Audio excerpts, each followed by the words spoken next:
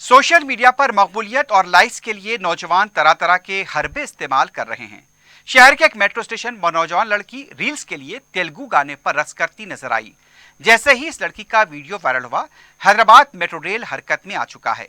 बताया गया कि रक्स करने वाली लड़की के खिलाफ पुलिस में शिकायत दर्ज कराई गई है। मेट्रो रेल इंतजामिया ने इंतबाह दिया है कि मुसाफिरीन के लिए मुश्किलात पैदा करने वालों के खिलाफ सख्त कार्रवाई की जाएगी।